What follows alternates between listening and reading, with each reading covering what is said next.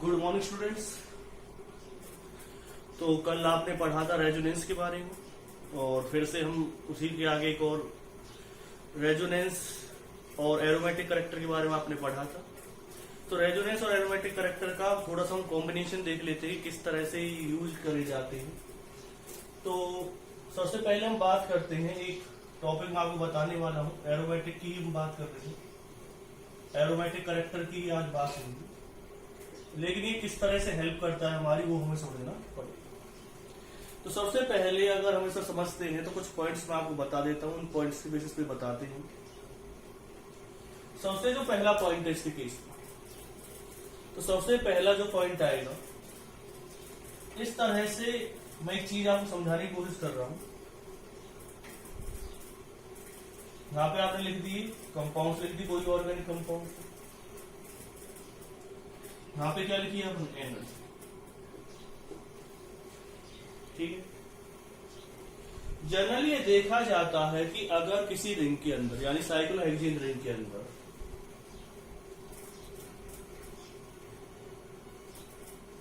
एक single bond है तो जो उसकी एनर्जी है वो मानी जाती है 120 किलो जूल पर मोल, 120 किलो जूल पर मोल। लेकिन अगर उसी के अंदर दो डबल बॉन्ड हैं तो सीधी सी बात है, इसकी एनर्जी कितनी हो जाएगी। जब एक के लिए 120 किलो जूल है तो दो के लिए कितनी होती है, 240 किलो जूल पर मोल। लेकिन जनरली ये देखा गया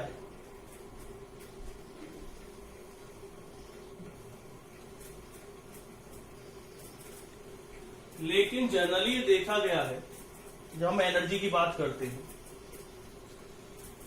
तो अगर कोई कंपाउंड आपको दे रखा है इस तरह से,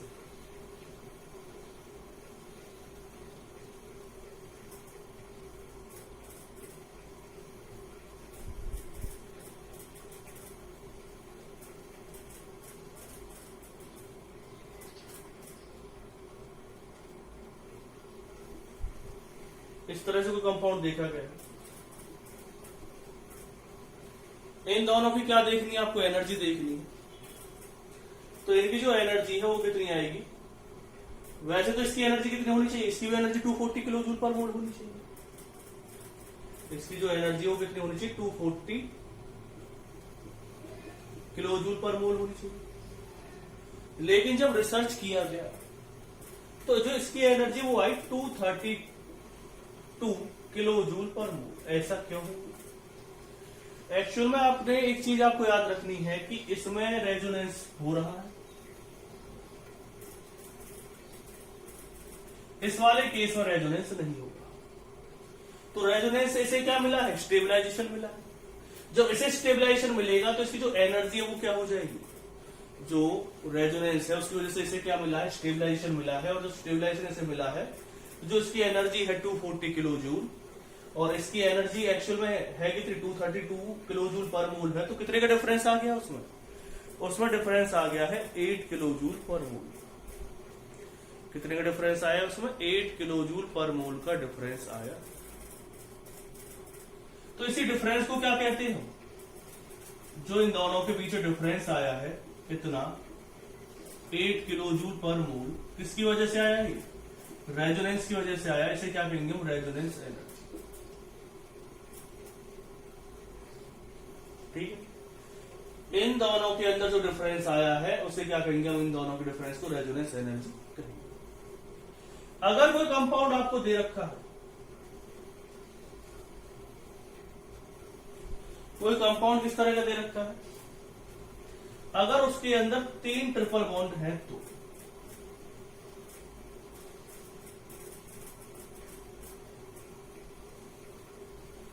अगर किसी कंपाउंड के अंदर 3 ट्रिपल बॉन्ड है तब क्या होगा, उसकी एक्चुअल में जो एनर्जी है वो होनी चाहिए 359 किलो जूल पर मोल। इतनी तो एनर्जी होनी चाहिए, इतनी एनर्जी उसकी होनी चाहिए। ठीक है ना, प्रिडिक्टेड वैल्यू।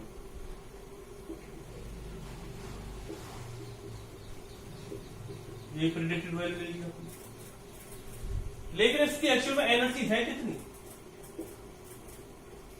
जो उसकी एक्चुअल एनर्जी है वो है इसकी 2.8 किलो जूल पर, जो एक्सपेरिमेंटली निकाली गई है। तो इन दोनों का जो एनर्जी डिफरेंस है कितना आ रहा है, वो 152 किलो जूल पर मोल, सॉरी 151 किलो जूल पर मोल। इसी को क्या कहेंगे हम, इसकी रेजोनेंस एनर्जी।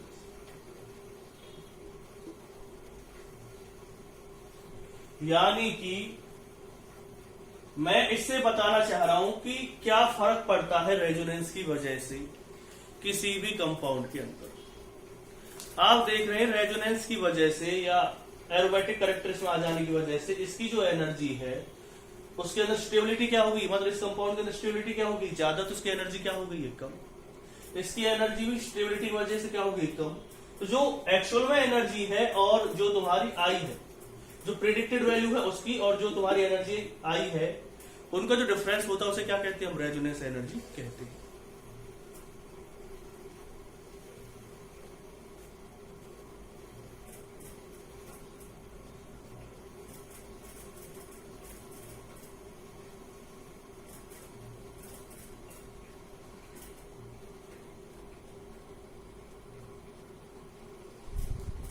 ठीक है, तो ये आपने निकाल दी।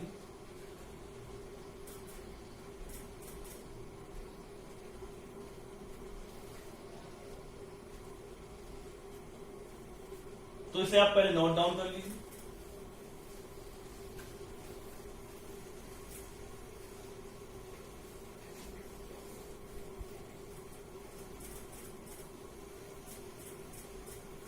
तो रेजोनेंस एनर्जी कैसे कह सकते हो, resonance energy it is the amount of energy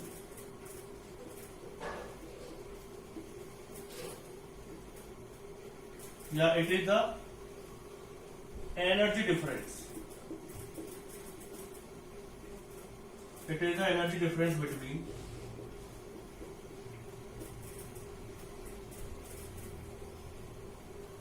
most stable resonating structure and resonance hybrid. जो रेजोनेंस हाइब्रिड और रेजोनेटिंग स्ट्रक्चर के बीच में, मोस्ट स्टेबल रेजोनेटिंग स्ट्रक्चर के बीच में डिफरेंस होता है एनर्जी को, उसे क्या कहते हैं, रेजोनेंस एनर्जी कहते हैं। अब बात आती है कि ये तो आपने क्या कर दिया, रेजोनेंस एनर्जी कर दी। क्वेश्चन किस तरह से आएगा, क्वेश्चन आपको समझना पड़ेगा कि क्वेश्चन हमारा किस तरह से आएगा। तो वो क्वेश्चन मैं कराने की कोशिश करता हूं आपको।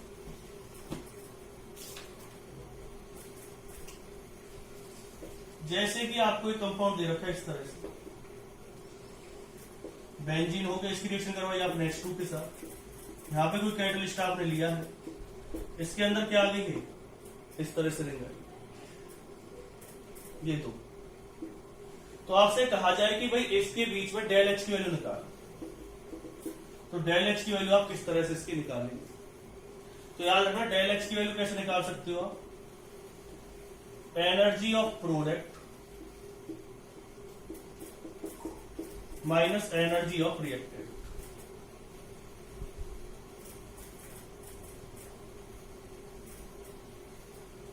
जो आपको इसमें डेल एच की वैल्यू निकालनी, तो कैसे निकालेंगे, energy of product, sorry energy of reactant minus energy of product. अब निकलेगा कैसे, रिएक्टेंट की एनर्जी कितनी थी तुम्हारी, माइनस की 200, इसकी एनर्जी कितनी आई थी, माइनस, आप जानते हैं इस वाली की जो एनर्जी थी वो भी 240 किलो जूल पर मोल। दोनों का डिफरेंस कितना आ गया, दोनों का आपने डिफरेंस निकाला तो आ जाएगा 32 किलो जूल पर मोल।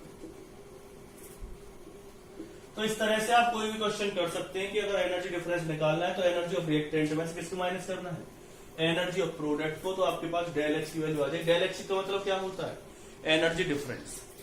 तो यह चेंज इन एंथैल्पी, तो इतना चेंज इन एंथैल्पी इसमें आया। तो it is the energy difference between the most stable resonating structure and resonance hybrid. तो आपने देख लिया इसका जो डिफरेंस आया वो कितना आएगा, 32 किलो जूल पर मोल आएगा। तो इसमें कोई दिक्कत, आप ये पॉइंट आप नोट डाउन कर लीजिए।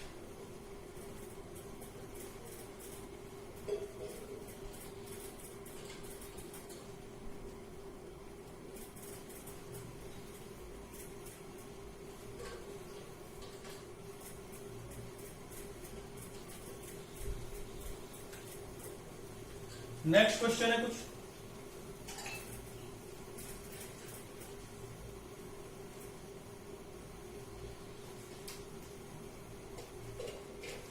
जैसे क्वेश्चन आता है डाइपोल मूवमेंट से रिलेटेड।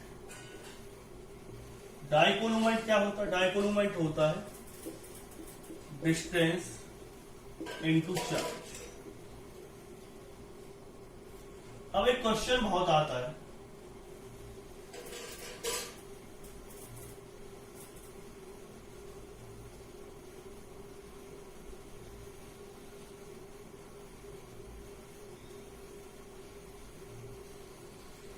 कि एक कंपाउंड आपको दे रखा है और उस कंपाउंड के अंदर आपको बताना है कि डाइपोल मूवमेंट ज्यादा क्यों हुआ उसका। तो डाइपोल मूवमेंट होने के लिए दो चीजें चाहिए होती है, या डिस्टेंस ज्यादा हो या क्या हो, चार्ज ज्यादा हो। अगर कोई कंपाउंड आपको दे रखा है, हम एक कंपाउंड की बात करते हैं,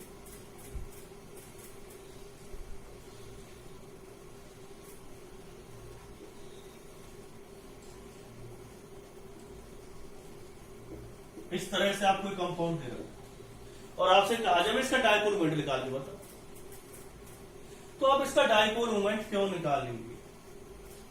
तो इसके डाइपोल मोमेंट को अगर आपको निकालना है तो बहुत सी चीजें सीखनी पड़ेगी।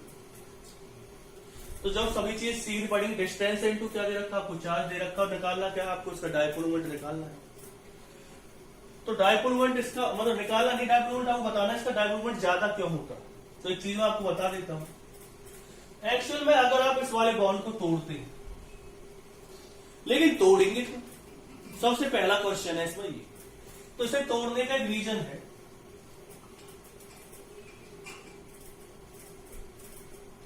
कि अगर आप इस बॉन्ड को तोड़ देते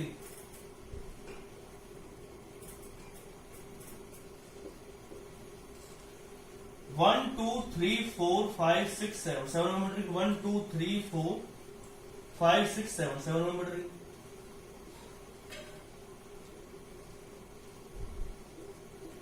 यहां पे कैसा चार्ज आएगा इसमें, अगर यहाँ पे नेगेटिव चार्ज लेते हो, यहाँ पे पॉजिटिव चार्ज लेते हो। अब आप कहेंगे सर हमें कैसे पता चलेगा कहां पे नेगेटिव लेना कहां पे पॉजिटिव, वो एक मिनट में आपको पता चल जाएगा। देखिए सबसे पहले कंपाउंड आपको दे रखा है और आपको पता लगाना है इसमें कि इस पे पॉजिटिव चार्ज क्यों आएगा, इस पे नेगेटिव चार्ज क्यों आएगा, या इसका डाइपोल मोमेंट ज्यादा क्यों होता है।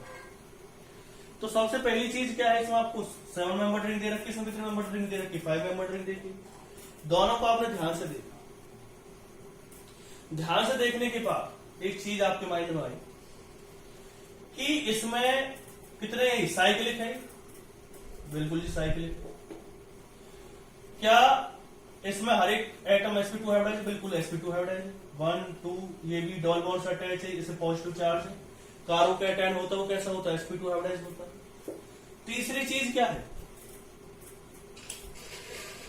कि क्या ये एरोमेटिक है। अगर आप इसे देखें कि 4n प्लस 2 पाई इलेक्ट्रॉन दे रखी है, तो क्या ये कंपाउंड एरोमेटिक है या नहीं, ये इससे पता चलेगा। तो आप देखेंगे कितने इलेक्ट्रॉन्स, 2 2 4 और 2 6, तो 6 पाई इलेक्ट्रॉन्स हो गए, तो एरोमेटिक भी होंगे। तो ये वाला कंपाउंड एरोमेटिक हो जाता कब, जब इसके ऊपर पॉजिटिव चार्ज आता है तब। अब अगले वाले की बात करते हैं, क्या ये साइक्लिक है, बिल्कुल जी साइक्लिक। और एक एटम sp2 हाइब्रिडाइज, हाँ जी sp2 hybridise, double bond double bond. अब बात आती है 4n प्लस 2 पाई इलेक्ट्रॉन को फॉलो कर रहा है नहीं कर रहा, कितने इलेक्ट्रॉन, 2 और 2 4, और ये नेगेटिव चार्ज भी इसी के अंदर डीलोकलाइज हो जाएगा। तो कितने इलेक्ट्रॉन इसके अंदर, 6 पाई इलेक्ट्रॉन। अगर आपको पता नहीं चल रहा है कि सर एक बात आप बताइए कब नेगेटिव चार्ज डीलोकलाइज होगा कब नहीं होगा। तो मैंने आपको ऑलरेडी एक चीज बता रखी है कि अगर नेगेटिव चार्ज रिंग के अंदर है तो वो डीलोकलाइज हो सकता है, उसे आप 2 इलेक्ट्रॉन के बराबर काउंट करेंगे, 2 इलेक्ट्रॉन के बराबर, 2 to 4 और 2 6, तो 6 पाई इलेक्ट्रॉन आ गए। ये भी क्या आ जाएगा सर 6 पाई इलेक्ट्रॉन आ जाएंगे। तो अगर आप इसके पॉजिटिव और नेगेटिव चार्ज ले लेते हैं तो कहीं ना कहीं ये कंपाउंड क्या हो जाएगा, एरोमेटिक हो रहा है। और एरोमेटिक कंपाउंड क्या होता है, ज्यादा स्टेबल होता है, इसलिए इस कंपाउंड का डाइपोल मोमेंट ज्यादा होता है क्योंकि इसके ऊपर पॉजिटिव और नेगेटिव चार्ज डेवलप हो जाते हैं due to the aromatic current. तो ये वाला क्वेश्चन भी आपके माइंड में क्लियर हो गया होगा किस तरह से क्वेश्चन इसमें आएगा। मैंने 2 तरह के क्वेश्चन आपको बता दिए हैं।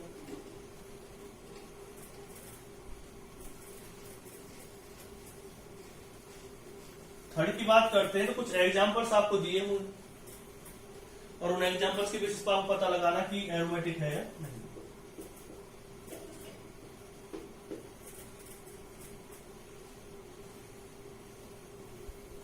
फिर से हम किसकी बात कर रहे हैं इस बार, एरोमेटिक करेक्टर।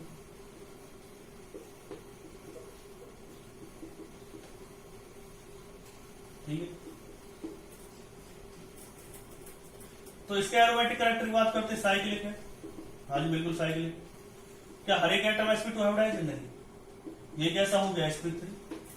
तो इससे आगे तो हमें जाना ही नहीं। पहले आपका अप्रोच होना चाहिए साइक्लिक है कंपाउंड। दूसरा अप्रोच होना क्या चाहिए कि जो कंपाउंड आपको दे रखा हो sp2 हाइब्रिडाइज है, हर एक एटम उसका sp2 हाइब्रिडाइज है या नहीं है।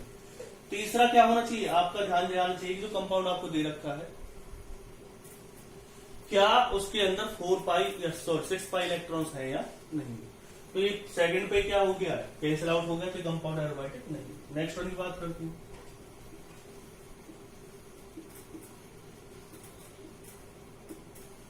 ये कंपाउंड आपको दे रखा है, इसके बारे में पूछ जाए कि क्या ये एरोमेटिक है, तो ये कंपाउंड एरोमेटिक होगा क्योंकि साइक्लिक तो है, हर एक एटम sp2 हाइब्रिडाइज दिख रहा है। इसके 2 इलेक्ट्रॉन रिंग में क्या हो जाएंगे, मैंने आपको बताया है कब इलेक्ट्रॉन रिंग में पार्टिसिपेट करते हैं, रेजोनेंस में पार्टिसिपेट करते हैं, ये एरोमेटिक करेक्टर में पार्टिसिपेट करते हैं। 6 पाई इलेक्ट्रॉन इसके अंदर, तो ये तीनों को फॉलो करना है। ये कैसा हो जाएगा, एरोमेटिक। ये कैसा आया हमारे पास, नॉन एरोमेटिक।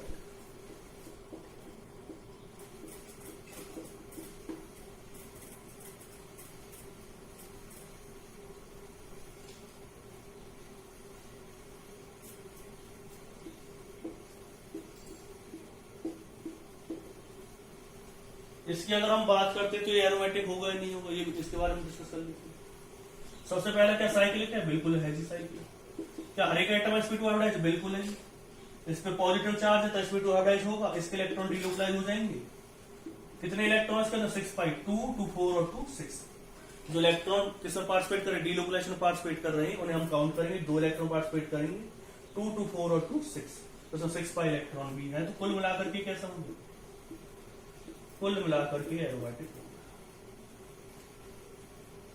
तो मैंने आपको एग्जांपल बताए हैं कुछ और एरोमेटिक करेक्टर की, भाई कौन सा कंपाउंड एरोमेटिक होगा, कौन सा कंपाउंड एरोमेटिक नहीं होगा।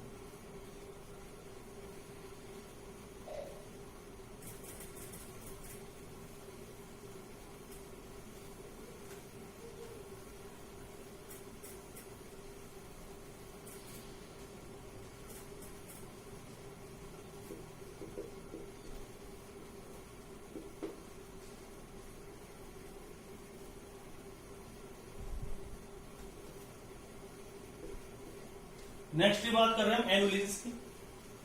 एनुलिन्स क्या होते हैं, एक साइक्लिक सिस्टम होता है जिसमें क्या होता है, कंजुगेटेड, क्या कह सकते हैं आप इसे, cyclic system. Conjugated cyclic system को क्या कहते हैं, कंजुगेटेड साइक्लिक सिस्टम। और कंजुगेटेड का मतलब क्या होता है, कंजुगेटेड का मतलब होता है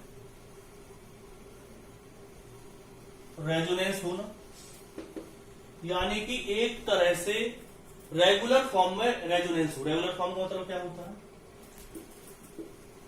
इसे लिख लेना, अराउंड द मॉलिक्यूल। ये समझने की कोशिश करना। जैसे कंपाउंड आपको दे रखा है, क्या इसमें पूरे कंपाउंड के अंदर डीलोकलाइजेशन नहीं हो रहा, कंप्लीट कंपाउंड के अंदर पाई इलेक्ट्रॉन्स का, आपका आंसर बिल्कुल हो रहा है। कंप्लीट कंपाउंड के अंदर डीलोकलाइजेशन हो रहा है इलेक्ट्रॉन्स का। तो इसे आप क्या कहेंगे, 6 एनुलिन्स।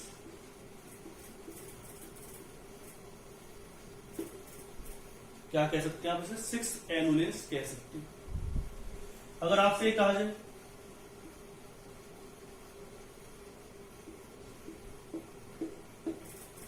इसे क्या कहेंगे आप, 8 एनुलिन्स।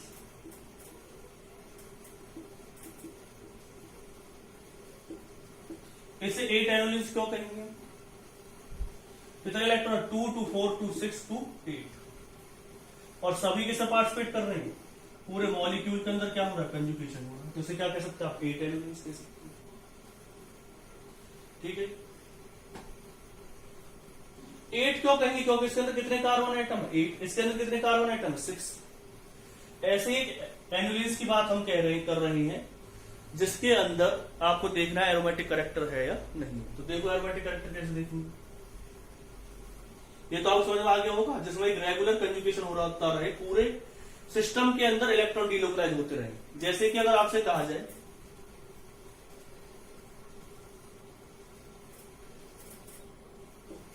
क्या ये एनुलिन्स हो सकता है, आप कहेंगे हो सकता है सर पूरे सिस्टम में, लेकिन ये वाला कार्बन तो बच गया ना, जिसके अंदर डीलोकलाइजेशन नहीं हो रहा। जो डीलोकलाइजेशन में जो पार्टिसिपेट नहीं कर रहा है, उस वक्त पूरा हर एक एटम क्या करना चाहिए, पार्टिसिपेट करना चाहिए। तो सब पार्टिसिपेट नहीं कर रहा है, तो इसे आप एनुलिन्स नहीं कह सकते। अगर आपसे कहा जाए क्या ये एनुलिन्स है, तो आप कह देंगे एनुलिन्स नहीं है, क्योंकि इसमें भी इलेक्ट्रॉन पार्टिसिपेट नहीं कर रहे।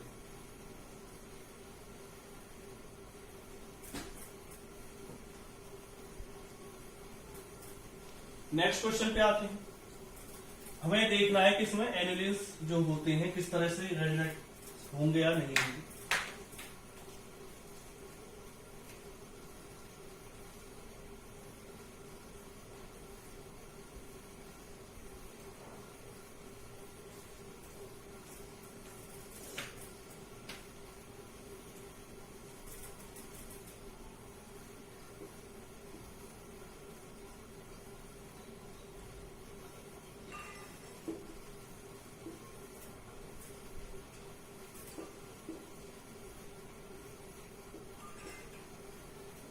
ये आपको दे रखा है। इसमें एनुलिन्स की एक खासियत होती है, वहां पर अल्टरनेट डबल बॉन्ड होते हैं।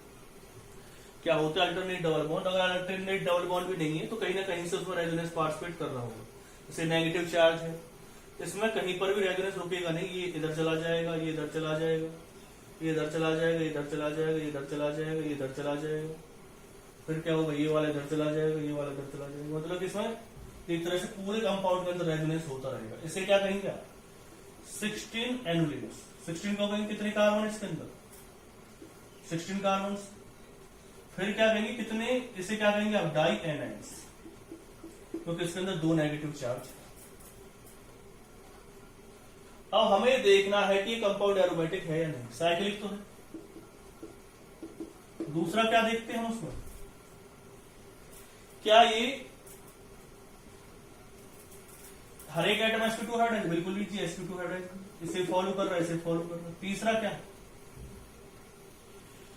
तीसरे कंपाउंड की अगर हम बात करते हैं कि क्या ये 4n + 2 पाई इलेक्ट्रॉन को फॉलो कर रहा है, आप काउंट करके देख लीजिएगा, 2 2 4 2 6 2 8 2 10, कितने हो गए, 2 2 4 2 6 2 8 2 10, 10 और 2 कितने हो गए, 12, 12 और 2 कितने हो गए, 14, और 2 नेगेटिव चार्ज, कितने हो जाएंगे इसमें, 80।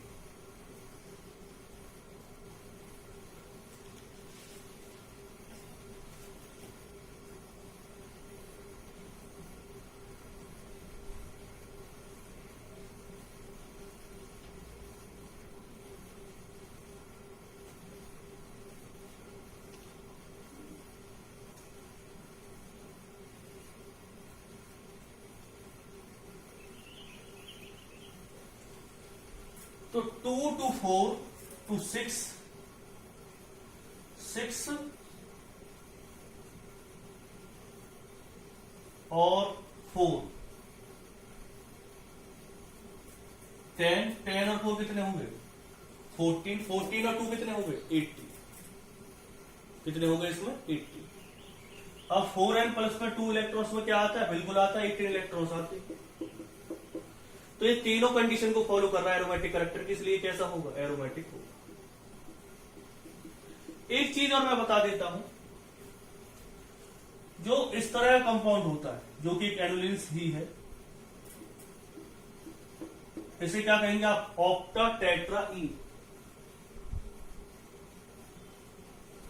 इसको अगर हम देखें, साइक्लिक है बिल्कुल, sp2 हाइब्रिडाइज है बिल्कुल, 4n रूल को फॉलो करेगा ही, तो हमें लगेगा ये कैसा होना चाहिए, एंटी एरोमेटिक।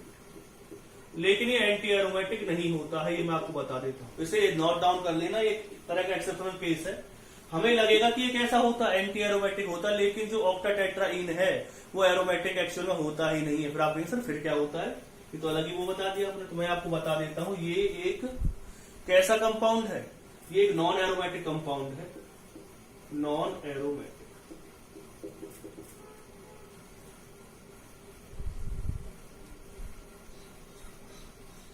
तो आप कहें सर नॉन एरोमेटिक कैसे हो गया ये, तो एक चीज मैं आपको बता देता हूं, इसकी स्ट्रक्चर कैसे होती है, टब लाइक स्ट्रक्चर।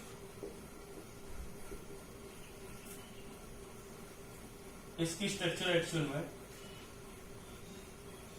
जो आपने घर में देखा होगा टब, इसकी तरह की होती है, और इसके जो हाइड्रोजन है वो कहां होते हैं, आउट ऑफ। इसलिए हम इसे क्या कह देते हैं, जब एक प्लेन के अंदर नहीं रहा, तो जो ऑक्टाटेट्राईन है वो लग तो क्या रहा है हमें, एंटी एरोमेटिक होना चाहिए, लेकिन वो एंटी एरोमेटिक नहीं होता है। वो कैसा होता है, नॉन एरोमेटिक हो जाता है। नॉन एरोमेटिक क्यों होगा वो, क्योंकि उसकी टब लाइक स्ट्रक्चर होती है, टब लाइक स्ट्रक्चर की वजह से कैसे चले जाते हैं दोनों हाइड्रोजन, आउट ऑफ प्लेन चले जाते हैं। तो मैंने एलिमेंट्स के बारे में आपको बता दिया। नेक्स्ट क्वेश्चन पे आती हूँ।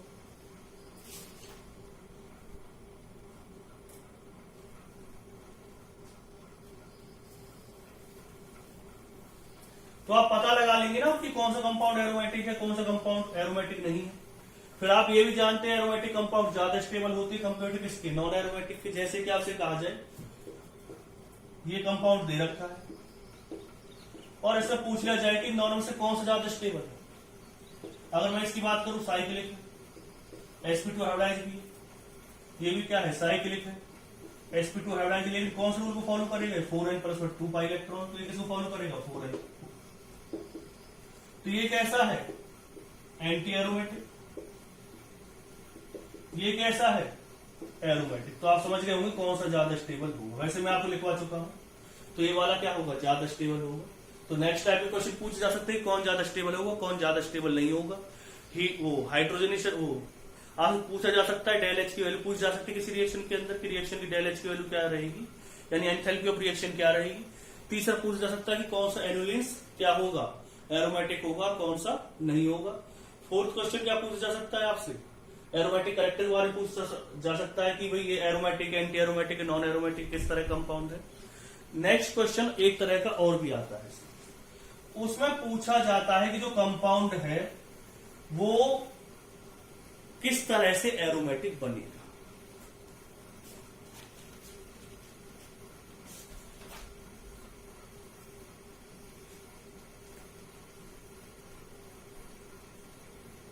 तो कंपाउंड को अगर आपको एरोमेटिक बनाना है, जैसे कि कंपाउंड देख लिया जाए और आपसे कहा जाए ये कंपाउंड किस तरह से बन सकता है एरोमेटिक, तो एक बात समझना, मैं इसकी रिएक्शन करवाता हूं किसी बेस से, जैसे आपने NaOH से करवाया। बेस का काम क्या होता है, प्रोटॉन एक्सट्रैक्शन, यानी कि बेस का एक ही काम होता है, प्रोटॉन को निकालना। एक्सट्रैक्शन मतलब क्या होता है, निकालना। प्रोटॉन के ऊपर कैसा चार्ज होता है, प्रोटॉन को रिप्रेजेंट किया जाता है H पॉजिटिव से, हम प्रोटॉन को रिप्रेजेंट करते हैं। प्रोटॉन के ऊपर कैसा चार्ज होता है, पॉजिटिव चार्ज होता है, H पॉजिटिव, मतलब कि इसके ऊपर पॉजिटिव चार्ज होगा। जैसे आपने यहां से एक प्रोटॉन निकालने की कोशिश की, आपने बेस लिया, बेस के ऊपर कैसा चार्ज होता है, जैसे कि आप जनरली जानते हैं OH नेगेटिव होता है, तो इसके ऊपर नेगेटिव चार्ज है, ये H पॉजिटिव को ले जाएगा, बाहर क्या निकलेगा इसमें से, वाटर। और क्या बचेगा, जब H पॉजिटिव को लेके जा रहा है तो यहां पे क्या छोड़ के जाएगा, नेगेटिव। अगर यहां पर आप पॉजिटिव मतलब हाइड्रोजन को निकाल रहे हैं तो यहां पे कैसा चार्ज बच जाएगा, नेगेटिव चार्ज बच जाएगा। तो इससे क्या पता चल रहा है? इससे पता चल रहा है कि जो कंपाउंड आपको दे रखा है उसके ऊपर कैसे चार्ज आएगा? नेगेटिव चार्ज आएगा। और ये नेगेटिव चार्ज आने की वजह से आप काउंट कर लेना साइक्लिक भी sp2 हाइब्रिडाइज भी और 4n+2 पाई इलेक्ट्रॉन को फॉलो कर रहा है। तो कैसा होगा? एरोमेटिक। क्वेश्चन इसी को एक अलग तरह से बना सकते हैं कि क्या ये रिएक्शन, कौन सी रिएक्शन फिजिबल होगी? फिजिबल मतलब क्या होता है?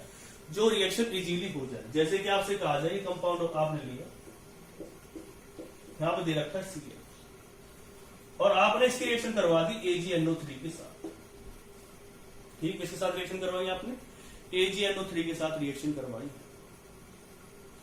जब AgNO3 के साथ रिएक्शन करवाएंगे तो यहां पर कैसा चार्ज आएगा? पॉजिटिव। और बाहर क्या चला जाएगा? AgCl। आप कहीं सर आपको कैसे पता चल गया पॉजिटिव आएगा? आप जनरली जानते हैं Cl एक इलेक्ट्रोनेगेटिव एटम है। Cl अपने साथ क्या लेके चला जाएगा? Negative charge. क्या लेकर के जाएगा? नेगेटिव चार्ज लेके जाएगा। बहुतों के माइंड में एक चीज आ रही होगी, सर NO3 कहां गया?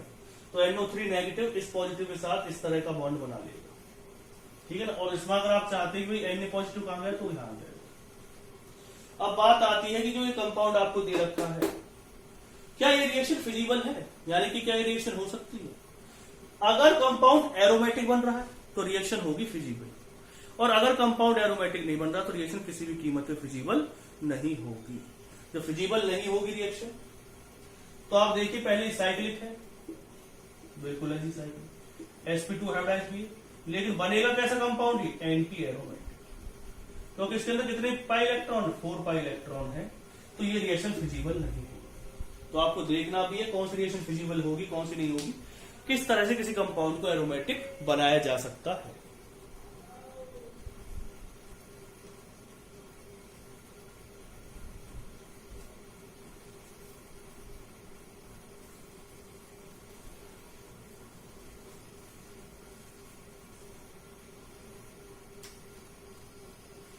जैसे कि इसकी रिएक्शन करवाई हम Cl की, इसकी किससे रिएक्शन करवा दो? AgNO3 से।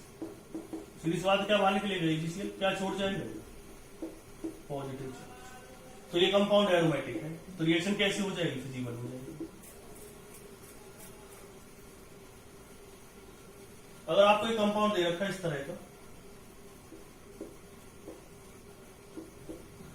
इसमें OH लग रहा है, तो जिसमें OH लगा रहे इसकी रिएक्शन किससे करवाओ? HCl से।